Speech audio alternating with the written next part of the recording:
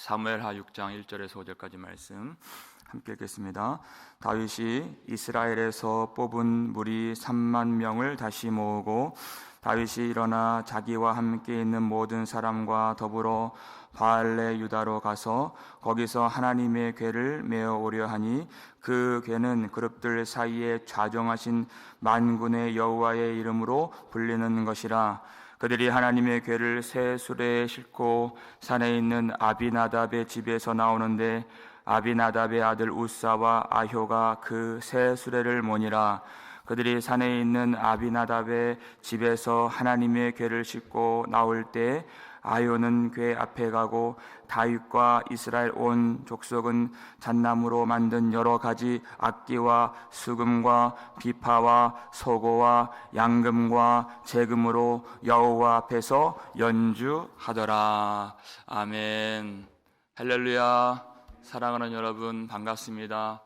오늘 이 아침에 우리가 모인 것은 우리 하나님의 뜻을 알고 마음을 알기 원하기 때문입니다. 하나님이 그것을 원하시기 때문입니다. 우리 제목 한번 다 같이 읽어볼까요? 나조차고 한 일은 아닌가요? 여러분, 이것은 우리 사람의 지혜로 알 수 있는 것이 아닙니다. 믿음이 있지만, 순종이 있지만, 헌신이 있지만 우리 하나님의 마음을 알지 못하면 오늘 이 사무엘하 6장에서 벌어지는 큰 일을 당하게 되는 것입니다. 만나게 되는 것입니다. 우리가 사무엘하 이 6장은 아마 이 사무엘하를 우리가 접할 때 가장 먼저 만나는 가장 유명한 사건이 아닌가 생각이 드는 그런 일이죠. 블레셋과의 두 번의 전쟁을 통하여서 다윗이 과연 하나님이 세우신 진정한 왕이구나 하는 것들이 증명되었습니다. 5장 마지막 절을 보면 다윗이 여호와의 명령대로 행하여 블레셋 사람을 쳐서 게바에서 게셀까지 이르니라 이렇게 되어 있어요.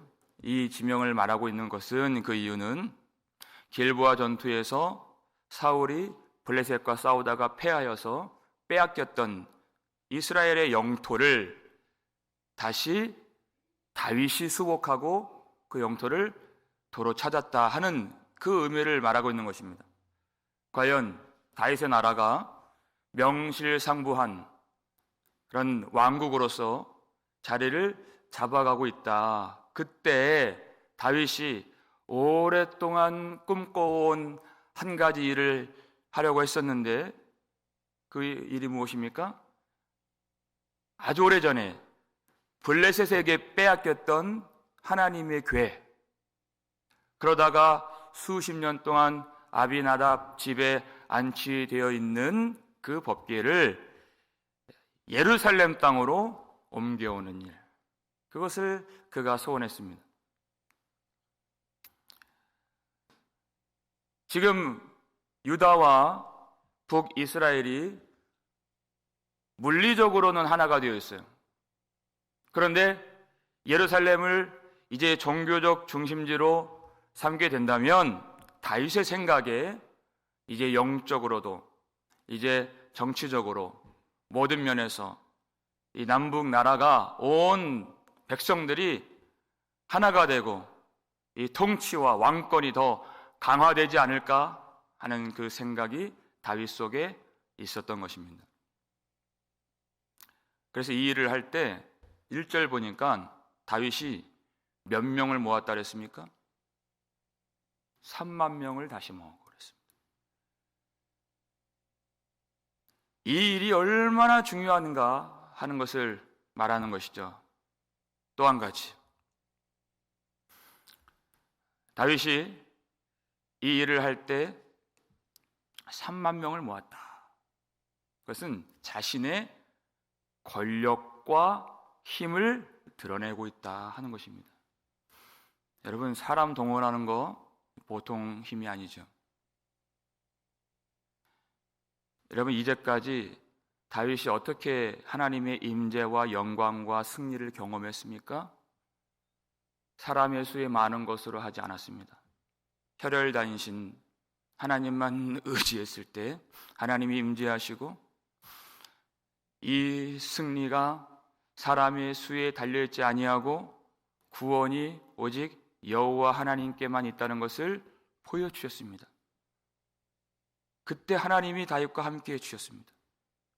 지금 성경이 이렇게 말하고 있는 것은 지금 다윗이 아주 위험한 길을 가고 있다 하는 것입니다. 다윗의 생각에 여러분 3만 명이 이 법궤를 둘러싸고 개선 장군처럼 다윗이 그 앞에 서서 예루살렘 땅으로 들어오는 그 광경을 한번 상상해 보십시오. 그 일로 말미암아 다윗의 위용이 얼마나 높아질 수 있겠는가. 다윗이 그것을 계산했다 하는 것입니다. 왜 이것이 위험한가? 블레셋과의 전쟁에서는 다윗이 여호와께 여쭈어 이르되 여호와께 여쭈니 그 중요한 일을 앞에 두고 먼저 기도했습니다. 그런데 이것은 하나님과 직접적으로 연결되는 하나님의 궤를 가지고 오는 일입니다. 그런데 다윗이 이 일을 위해서 기도하는 것이 아니라 많은 사람들을 동원하고 자기의 힘을 과시했다. 하나님의 궤를 지금 옮겨오는 일인데도 불구하고 그리했다. 그러니까 지금 이 일이 어떤 일인가, 이 궤가 어떠한 궤인가를 2절에서 이렇게 소개해 주고 있습니다. 읽겠습니다. 다윗이 일어나 자기와 함께 있는 모든 사람과 더불어 바알레 유다로 가서 거기서 하나님의 궤를 메어 오려 하니 그 궤는 그룹들 사이에 좌정하신 만군의 여호와의 이름으로 불리는 것이라. 이 궤는 하나님의 궤인데 그룹들 사이에 좌정하신 만군의 여호와의 이름으로 불리는 것이라. 그저 궤짝이 아니다. 하나님의 궤다. 여러분, 이 성경에서 이름이라고 하는 것은 그 존재의 본질을 의미하는 것입니다. 보이진 않지만 그 궤에 하나님이 좌정하시고 임재하시는 그런 처소로서 거룩하고 영광스러운 이 하나님의 궤인데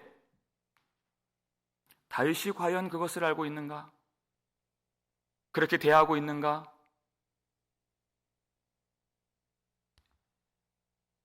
블레셋 사람들이 이 궤를 빼앗아 가서 7개월 동안 아주 호되게 재앙을 받았습니다. 그러니까 감당할 수 없어서 다시 돌려보내자. 그리고 베스메스 사람들에게 이 궤를 돌려보내죠. 그때 베스메스 사람들이 하나님의 궤가 돌아왔을 때 호기심을 가지고 그 궤를 들여다보았다 그랬습니다. 그리고 수많은 사람들이 죽임을 당하죠. 여러분, 궤가 다시 돌아왔다는 것은 얼마나 큰 기쁜 일입니까? 사람들이 얼마나 흥분했겠습니까? 하나님은 그 땅에 재앙을 내리셨다는 것입니다. 그리고 베스메스 사람들이 했던 고백, 사무엘상 6장 20절, 아주 놀라운 고백을 하죠. 거룩하신 여호와 앞에 누가 능히 서리요? 이 말을 했다는 것이에요. 거룩하신 여호와 하나님 앞에 누가 능히 서리요? 수많은 사람들이 죽고 나서 그것을 깨닫게 되었습니다. 과연 다윗이 그것을 알고 있는가? 다윗이 그 많은 사람들을 데리고 바알레 유다로 갔다. 바알레 유다는 기럇 여아림의 또 다른 이름입니다. 기럇 여아림이라고 하는 것은 베스메스 사람들이 수많은 사람들이 거기서 죽었죠. 근데 기럇 여아림 사람들에게 이 법궤를 넘겨버렸어요. 기럇 여아림 사람들은 여호수아 때 여호수아와 화평의 조약을 맺었던 기브온 족속 중에 한 성읍이 바로 기럇 여아림입니다. 무엇을 말하느냐?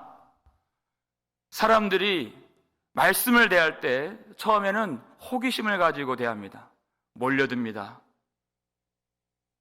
마치 아덴 사람들이 새로운 지식을 얻을 때 흥분했던 것처럼 사람들이 듣고 또 좋아도 하고 그렇게 몰려들어요. 근데 듣고 보니 조금 더 깊이 들어가 보면 자기가 생각했던 그 복음이 아니에요. 조금 더 깊이 들어가 보면 하나님의 생각, 거룩하신 여호와의 생각과 그들의 마음이 얼마나 다른가.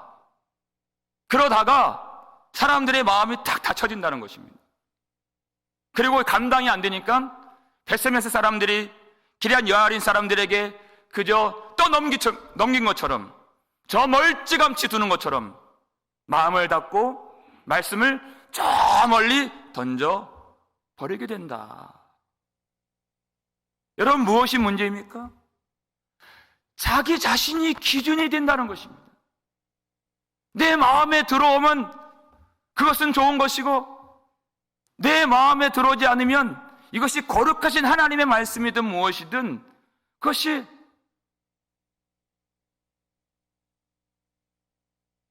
나를 감동시키지 않는 것은 다 버려두고 마음을 닫아두는, 여러분, 하나님의 말씀을 우리가 대할 때 결코 내가 중심이 되고 내가 기준이 되어서는 안 되는 것이에요. 내가 죽어야 그때부터 하나님의 말씀이 들리는 것입니다.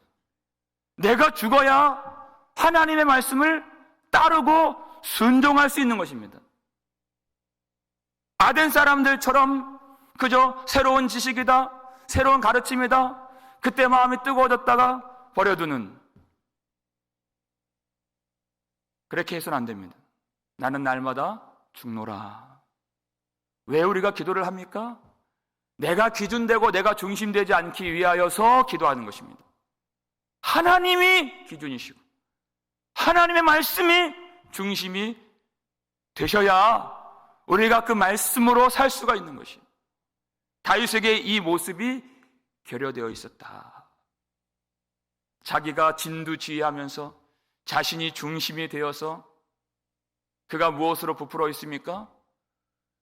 수많은 사람들이 자기가 중심이 되어서 이 법궤를 가지고 오면 많은 백성들이 자기를 우러러보고 높이 그 일을 사게 되는, 인정하게 되는, 그것에 그가 지금 마음이 부풀어져 있어서 하나님의 마음이, 하나님의 뜻이 보이지 않는 것입니다. 이때 하나님의 말씀은 철저하게 무시가 되는 것이에요. 3절 말씀 보겠습니다. 읽습니다. 그들이 하나님의 궤를 새 수레에 싣고 산에 있는 아비나답의 집에서 나오는데 아비나답의 아들 우사와 아효가 그 새 수레를 모니라, 이렇게 되어 있어요. 새 수레에 실었다는 것을 성경 기자가 강조하고 있습니다.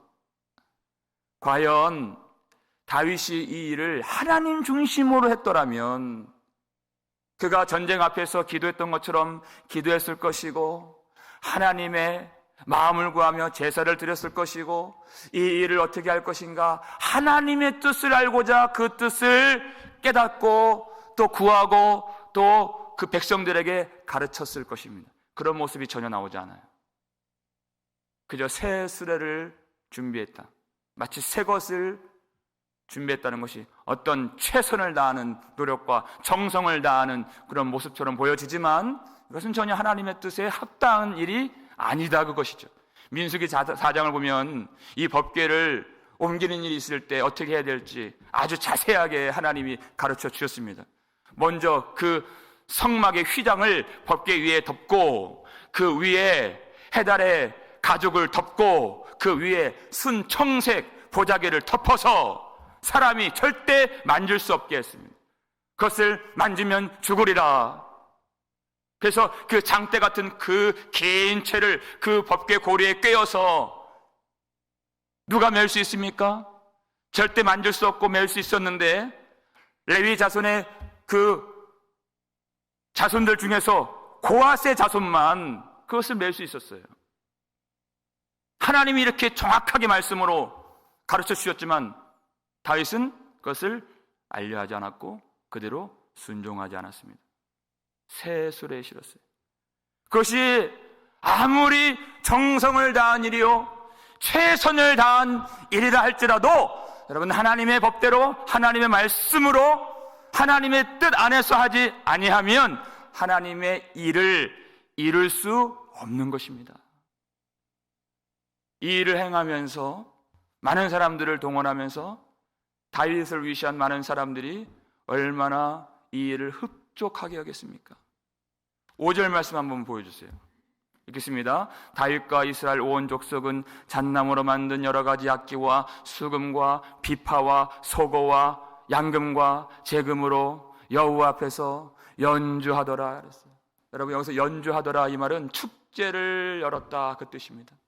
여러분, 이 수많은 악기들을 동원해서 3만 명이라고 하는 그 군중들을 모아서 이 일을 하는 동안에 그 많은 사람들 중에서 하나님의 마음 아는 사람들이 한 사람도 없었다.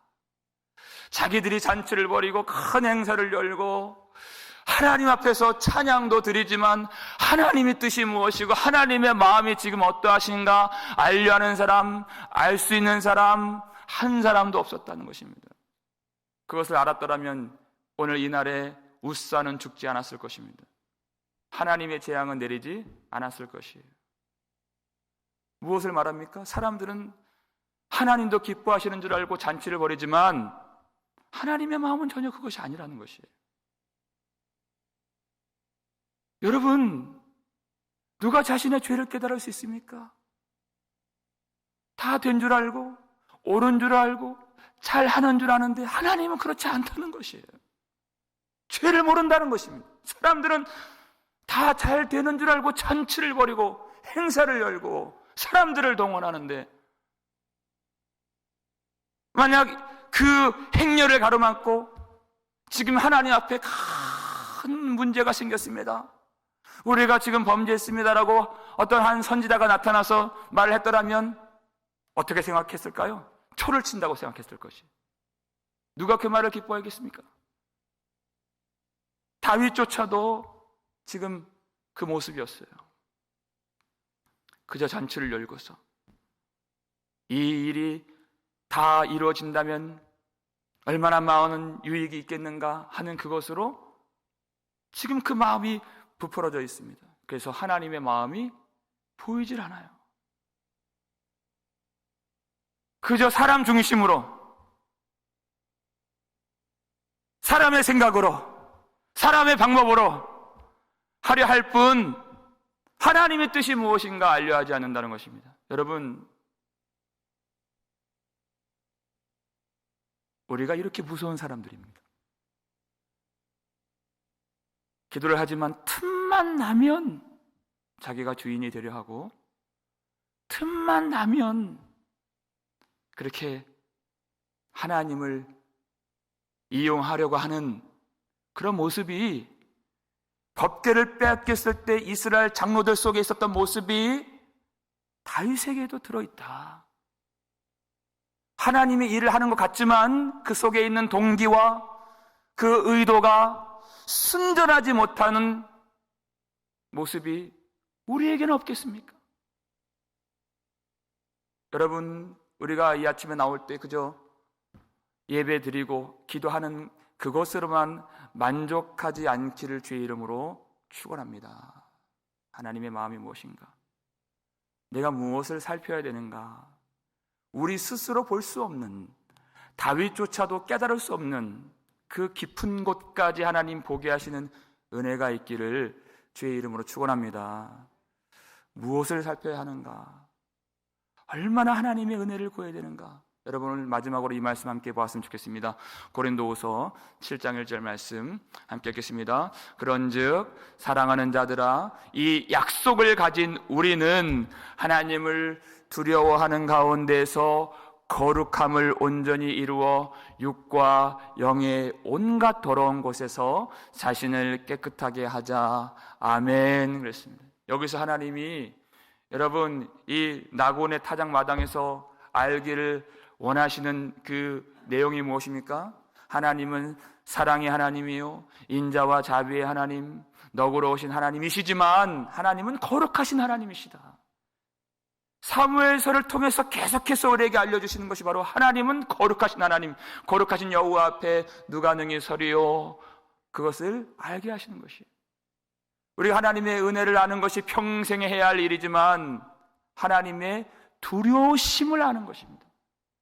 하나님의 거룩하심과 두려우심을 간과한다, 그 뜻이 아니라는 것입니다. 하나님을 두려워하는 가운데에서 우리 영혼과 육신에 순전하지 못한 그 더러운 것들이 있지는 않는가 자신을 살피는 것, 여러분 누가 알 수 있습니까? 약속을 받은 우리는 그랬어요.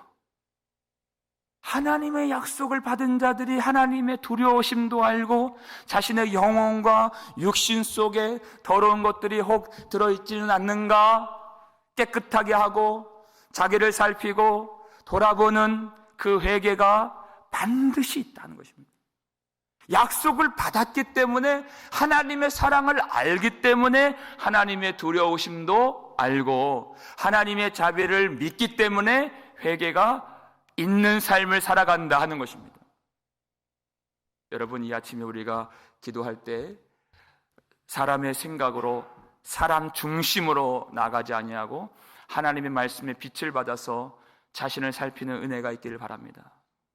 하나님을 섬기지만 나 좋자고 한 일은 혹 아닌가 생각할 수 있길 바랍니다.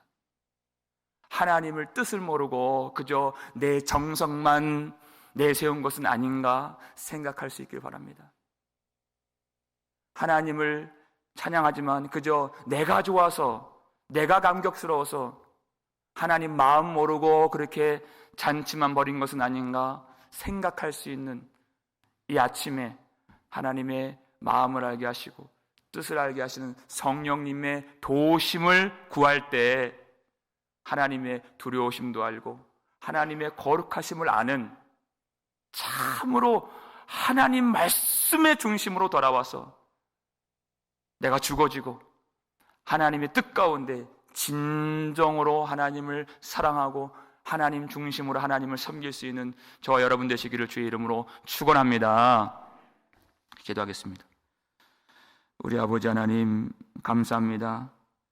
우리가 말씀의 호기심을 가지고 말씀의 기쁨을 가지고 나와왔지만 어느 순간 거룩하신 하나님 감당할 수 없어서 두려울 때가 있고 또 마음이 닫혀질 때도 있고 어려울 때가 있고 또 하나님 실족할 위기도 만나는 것이 인생인 줄 압니다. 하나님, 그때 내가 기준이 되어서 내가 중심이 되어서 이 말씀 물리치지 않도록 도와주시옵소서.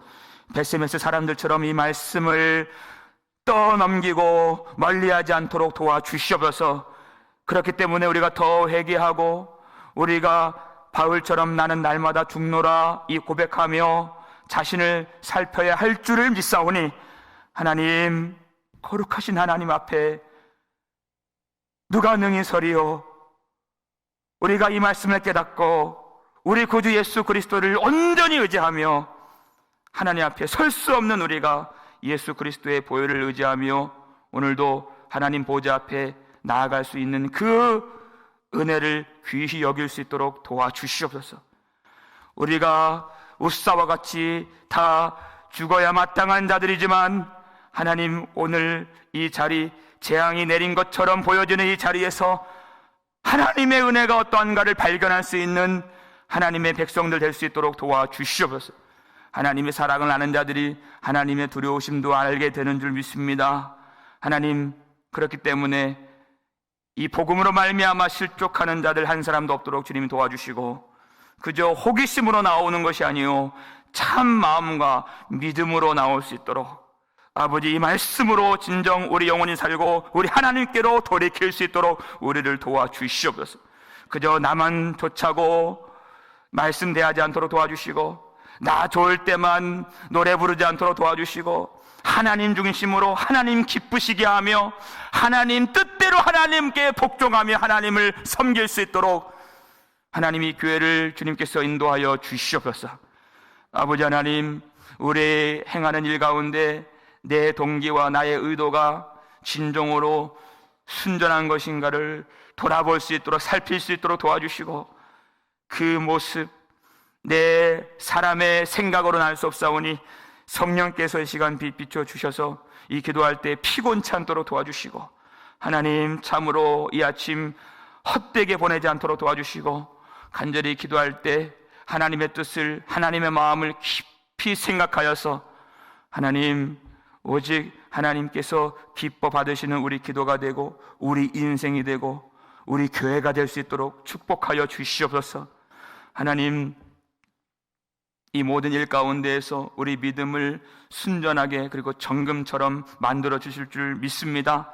낙심하지 않도록 도와주시고, 하나님, 두려우신 하나님을 알아갈 때에도 하나님의 자비와 인자와 그 긍휼하심을 깊이 깨달을 수 있도록 은혜를 베풀어 주옵시고, 그러면서 점점 나는 지워지고 하나님의 그 형상, 하나님의 본체 예수 그리스도의 은혜만 우리 심령 가운데 가득 충만하게 채워질 수 있도록 도와주시옵소서.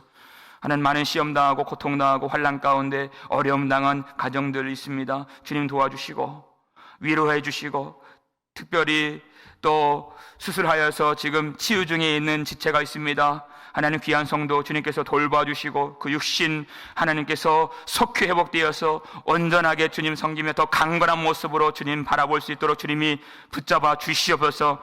그 모든 아픔 당한 가정 하나님이 특별하게 치료하시고 보호해 주시고 돌봐주시는 그 은혜가 넘칠 수 있도록 이 한날 주님께서 은혜를 더하여 주시고, 오늘 저녁에 하나님 앞에 예배하고 기도할 때 충만한 은혜 주님 허락하여 주시옵소서. 감사를 드리고 우리를 구속해 주신 예수 그리스도의 이름으로 축복하며 기도 올려옵나이다.